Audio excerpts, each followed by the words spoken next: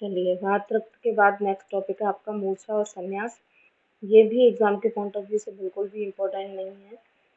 यहाँ से क्वेश्चन आपसे नहीं पूछा जाता है, लेकिन सिलेबस में है तो एक बार पढ़िएगा ज़रूर। इनकेस एग्जाम में आ जाए तो आप खाली छोड़ के ना हो। ठीक है, तो मूर्छा क्या होती है? मूर्छा जो है, मूर्छा के अंदर रोगी की आंखों के सामने क्या आ जाता है? अंधेरा। सबको पता है यही होता है, बेहोश होता है तो आंखों के सामने क्या आएगा? अंधेरा आएगा। रोगी की चेतना शक्ति क्या हो जाती है? नष्ट हो जाती है। आपने किसी बेहोश व्यक्ति को बात करते देखा है? नहीं, उसको कुछ होश भी नहीं रहता है, वो कहाँ गिरा है, किसके साथ है, कुछ भी उसको पता नहीं रहेगा। तो इसलिए क्या है, क्यों ऐसा होता है? क्योंकि उसकी चेतना शक्ति का क्या हो जाता है? नाश हो जाता है, तथा सुख दुख का ज्ञान उसको नहीं हो पाता है। उसको फील नहीं होता है कि वो पेन में है या खुश है या जो भी है, उसको कुछ भी फील नहीं होगा।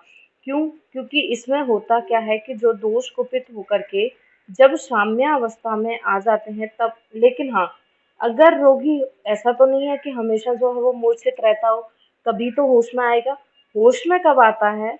कि जब उसके अंदर दोष प्रकोप हुआ था, जब वो दोष प्रकोप साम्य अवस्था में हो जाए, यानी कि उसके अंदर 3 दोष कुपित हुए थे, तीनों दोष कुपित होकर के अब साम्य अवस्था में आ चुके, कुछ टाइम बाद आ जाएंगे, तब रोगी की चेतना शक्ति ठीक हो जाती है और वो क्या हो जाता है, एकदम इस तरीके से ठीक हो जाएगा कि कभी लगेगा ही नहीं कि ये बीमार था या मूर्छित भी हुआ था।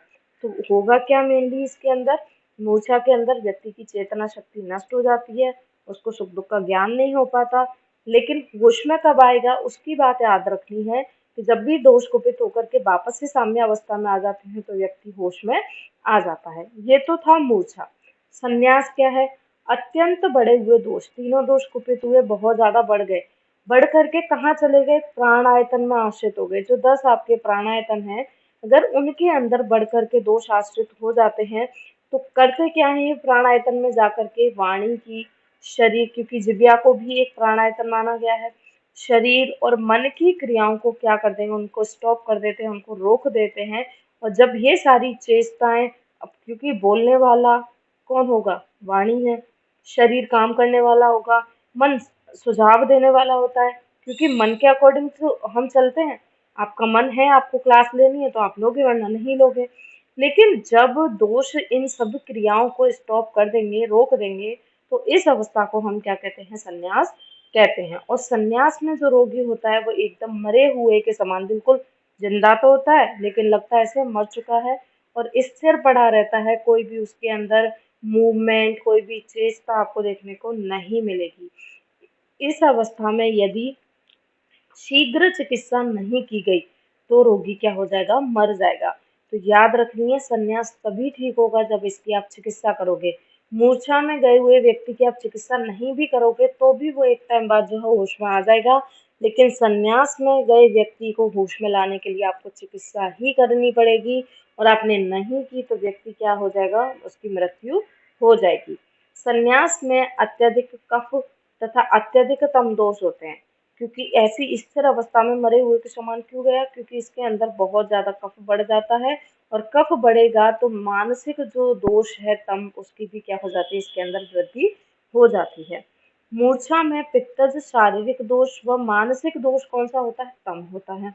जैसे संन्यास में शारीरिक दोष कौन सा है? कफ। मानसिक दोष कौन सा है? तम। उसी तरीके से मूर्छा में शारीरिक दोष तो पित्त, क्योंकि अंधेरे में ले जाने वाला, मूर्छित करने वाला कौन होगा? पित्त होगा। और मानसिक दोष कौन सा होता है? तम। तभी तो क्या चेतना नष्ट होगी, क्योंकि रज गुण, रज दोष होता तो एक्टिव रहता, लेकिन चेतना नष्ट हुई है यानी कि तम दोष होगा। तो मूर्छा में दोष आपको याद रखना है, पित्त प्लस तम। ठीक है, तो पित्त और तम दोष होता है मूर्छा के अंदर। मूर्छा विभिन्न रोगों में लक्षण के स्वरूप आती है। देखा है, जितने भी आपने पित्तज के भेद पढ़े होंगे उनमें ज्यादातर में व्यक्ति जो है मूर्छित हो जाता है, चाहे वो रक्त पित्त हो, अतिसार हो, कुछ भी हो, होता है। आप देखते आ रहे हो, इतनी डिजीज पढ़ चुके हैं अब तक तो आप। ठीक है, और उपद्रव के रूप में भी ये हो सकती है, और अतः इसकी स्वतंत्र चिकित्सा आपको करनी चाहिए। निदान देखें तो निदान ज्यादातर कौन से होंगे? वही त्रिदोष को कुपित करने वाले, तो चाहे अति तीक्ष्ण हो, विरुद्धाहार सेवन हो, चाहे वेग धारण हो, सबसे क्या होगा? दोष प्रकोप होगा। संप्राप्ति में क्या किया? निदान सेवन किया, विरुद्धाहार विहार किए, अधिक मात्रा में दोष कुपित हुआ। दोष कुपित होकर के कहाँ गए? बाह्य आयतन इंद्रियों में। और आभ्यंतर आयतन कौन सा होता है? मनोवैश्वतस। बाह्य आयतन तो इंद्रियां हैं, और आभ्यंतर आयतन मनोवय स्रोतस में जाकर के स्थान संचय करेंगे, और दोष जब इतना अंदर जाकर के बैठ गए ना, तो क्या कर देंगे, मूर्छा ला देंगे, व्यक्ति को बेहोश कर देंगे। क्यों? क्योंकि वो उनकी इंद्रियों के द्वारा जो भी चेतना हो रही है उसको नष्ट कर देंगे, मानसिक चेतना को नष्ट कर देंगे। सब कुछ नष्ट हुआ तो होश में ही नहीं रहेगा, क्या हो जाएगा, बेहोश हो जाएगा। पूर्व रूप में क्या देखने को मिलेगा, हृदय में क्या होगी, पीड़ा होती है, चेस्ट पेन हो सकता है मूर्छित होने से पहले, जम्भाई आएगी, उसको जम्भा आएगी बहुत, है ना, और ग्लानि होगी, और संज्ञा उसको वीक में, मेमोरी उसकी वीक होती जाएगी, धीरे धीरे दुर्बलता आ जाएगी। जैसे होश में आएगा तो पता ही नहीं रहेगा कि बेहोश हुआ कैसे था। ठीक है, फिर भेदानुसार लक्षण की बात करें तो सबसे पहले हम देखते हैं वातज मूर्छा के लक्षण। वातज मूर्छा में अब वायु जैसा ही आपको लक्षण देखने को मिलेगा। अब यहाँ पे त्वचा पे विवरणता वगैरह नहीं, आपको क्या देखने को मिलेगा, हमने क्या देखा था कि आंखों के सामने अंधेरा आता है, तो जैसा भेद होगा उस भेद के अकॉर्डिंग उसी तरीके का अंधेरा उसकी आंखों के सामने आएगा। जैसे वातज मूर्छा में मूर्छित होते समय उसको जो बादल है, आकाश है, वो नीला और काला दिखाई देगा वायु के कारण। वायु में शीघ्र स्वभाव होता है, वायु शीघ्रगामी होती है, इसीलिए जितनी जल्दी ये बेहोश होगा उतनी जल्दी ये क्या आ जाएगा, होश में आ जाएगा। तो रोगी को शीघ्र ही क्या आ जाता है, होश आ जाता है। हृदय में वायु के कारण क्या होगा, कंपन होगा, हृदय में पीड़ा होगी, अंगमर्द होगा, कृष्णा वाली स्थिति इसके अंदर रहेगी। पित्तज मूर्छा में बेहोश होगा तो क्या होगा, मूर्छित होते समय आकाश को कैसा देखेगा, पित्त के समान रक्त पीत वर्ण का देखेगा। पित्त बढ़ा हुआ है तो बेहोश होगा, होश में आएगा, उस टाइम पर उसको स्वेटिंग ज्यादा होगी और पानी मांगेगा। तृष्णा होगी, जलन, तृष्णा लगेगी बहुत ज्यादा और जलन होगी। कफ मूर्छा में मूर्छित होते समय बादलों को कैसा दिखाई देगा, आकाश को बादलों से घिरा दिखाई देगा। और बादल कैसे होते हैं, श्वेत होंगे। तो यानी कि कुल मिला के कैसा देखेगा, आकाश को या बादलों को श्वेत वर्ण का देखेगा, और पूरे आकाश को बादलों से घिरा हुआ पानी वाला देखेगा, क्योंकि कफ कैसा है, पानी वाला है। रोगी जो है देर से होश में आएगा कफ में, वायु में जितना जल्दी होश में आता था उतना कफ में नहीं आएगा, देर से होश में आएगा। शरीर में भारीपन रहेगा, जी मिचलाएगा, और कफ की वजह से सलाइवेशन बहुत ज्यादा होगा। सन्निपातज मूर्छा में तीनों के लक्षण आएंगे, लेकिन आपको बहुत इंपॉर्टेंट बात है जो AIPGT में बहुत बार पूछी गई है, कौन सी मूर्छा के लक्षण अपस्मार के समान होते हैं। बहुत इंपॉर्टेंट बात है, आपके सामने भेद रख दिए जाएंगे, वातज, पित्तज, कफज, सन्निपातज, रक्तज, ऑप्शन दे दिए जाएंगे, आपको एक सेलेक्ट करना है। तो बहुत इंपॉर्टेंट है, AIPGT में बहुत बार पूछा गया है। सन्निपातज जो मूर्छा है उसका वेग बिल्कुल अपस्मार के समान ही आता है, बस एक डिफरेंस होता है, अगर अपस्मार के जैसा ही होगा तो फिर तो सन्निपातज मूर्छा और अपस्मार में कोई डिफरेंस नहीं होना चाहिए, लेकिन एक लक्षण होता है डिफरेंशियल के लिए, वो होता है जैसे अपस्मार में व्यक्ति भीभत्स चेष्टाएं करता है, वैसी सन्निपातज मूर्छा में नहीं करता, लेकिन वेग आने का टाइम काल बिल्कुल एज इट इज वही रहता है। तो सन्निपातज मूर्छा का जो वेग है वो अपस्मार के समान होता है, लेकिन भीभत्स चेष्टा यहाँ पे वो नहीं करेगा। फिर आती है रक्तज मूर्छा, जो जनरली हो जाती है, जो यंग एज वाले जो मेनली स्टूडेंट्स हैं उनके अंदर भी हो जाती है।